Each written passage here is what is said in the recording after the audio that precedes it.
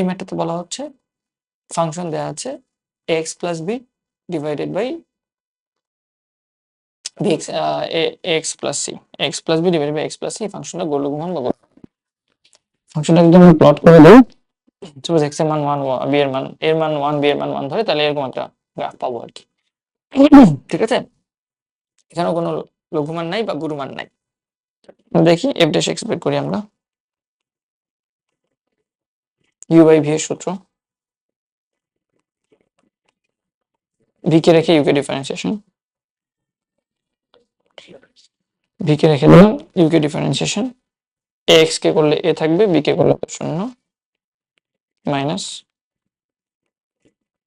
ax plus b কে রাখবো, নিচেরটাকে differentiate করলে শুধু a থাকে।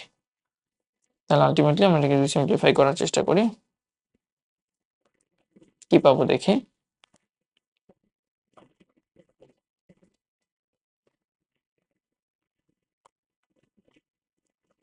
তাহলে আমাদের এখানে এ আছে আর এ আছে, এ কমন নিতে পারি। এ কমন নিলে ax plus C minus ax minus B,